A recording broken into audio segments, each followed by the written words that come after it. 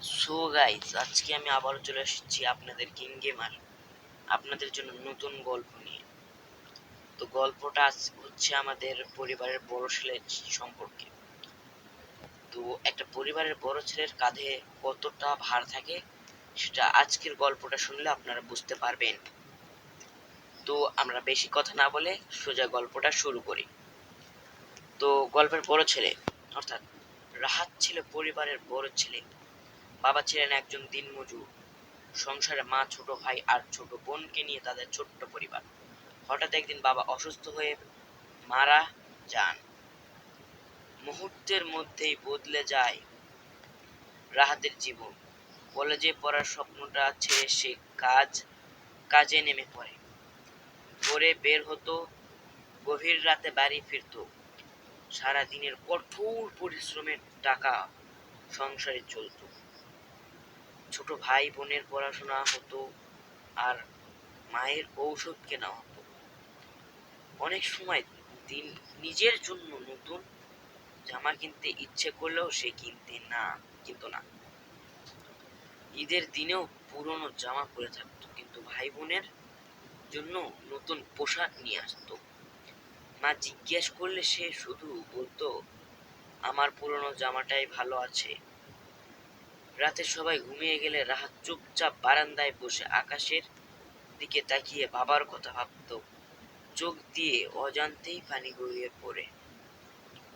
তবুও পরের দিন আবার হাসি মুখে কাজে চলে যেতে হয়, কারণ সে জানতো তার কান্না দেখলে পরিবারের সবাই ভেঙে পড়বে। আর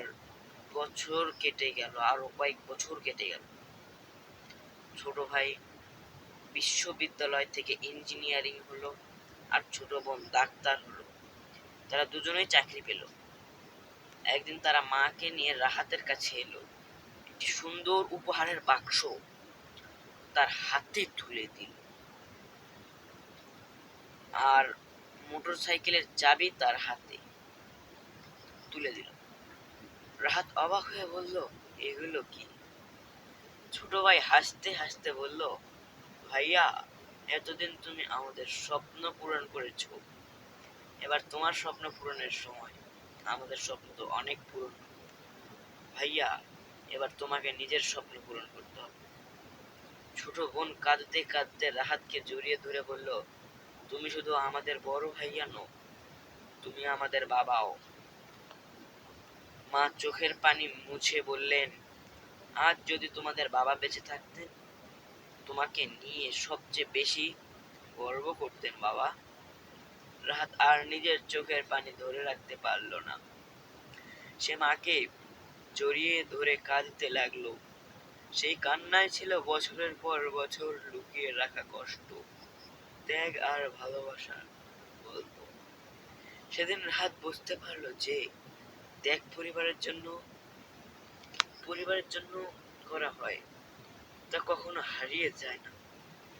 একদিন না একদিন ভালোবাসা হয়েই ফিরে আসে।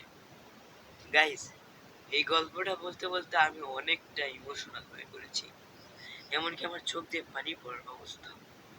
তো আজকের গল্পটা আমার এতটা ভালো লাগছে, আমি নিজে কি বলবো। আশা করা যায় যে আপনাদের সবারও আজকের গল্পটা অনেক ভালো লেগেছে। আমি গল্পটার কথা কি বলবো, এরকম গল্প আমি কোনোদিন শুনিনি। আমাকে আমার এলাকার এক বড় ভাই এসে যখন কাছে বসে গল্পটা বলছিল, তখন আমার চোখ দিয়ে অজান্তেই 2-4 ফোঁটা পানি গড়িয়ে পড়ল। আর এই পানিকে ধরে না রাখতে পারায় আমার চোখ দিয়ে এখনো জ্বলতেছে। গাইস, আশা করা যায় যে এই গল্পটা থেকে আপনারা পর্যাপ্ত জিনিস শিখতে পেরেছেন। আপনারা শিখতে পেরেছেন যে ত্যাগ পরিবারের জন্য করা হয়, তা কিন্তু কখনো হারিয়ে যায় না গাইস। একদিন না একদিন অবশ্যই আসে, তা ভালোবাসা হয়ে ফিরে আসেই। এর কোনো গ্যারান্টি নেই, আর গ্যারান্টি আছে যে আসবেই। আর পরিবারের বড় ছেলেকে একটু কষ্ট করতেই হয়, তা পরিবারের জন্য হলেও, তা নিজের জন্য হলেও। এখন পরিবারের বড় ছেলে যেহেতু সে, তাকে একটু করতেই হতো। আর আজকের গল্পটা বলেছি যখন আমি মাইক হাতে নিয়ে, তখন আমার চোখ দিয়ে যে কি পরিমাণ পানি পড়তেছিলাম বলতে পারবো না। গল্পটা এতটা ইমোশনাল ছিল আমার কাছে। আমি এই গল্পের জন্য ভয়েসটাও ভালোভাবে দিতে পারতেছি না, চোখে পানি পড়ে যাচ্ছে। অ্যাকচুয়ালি কি গাইস, বাবা এমন একটা জিনিস যা বছরের পর বছর কঠোর পরিশ্রম করে পাথরের মতো, নিজের কথা না ভেবে, শুধু আপনার আমার কথা ভেবে বছরের পর বছর, বছরের পর বছর পাথর হয়ে কাজ করে। সে কথা বলার মতো কাউকে পায় না। আমি আপনি যেমন আমাদের কোনো কিছু হলে বাবা মাকে গিয়ে বলি,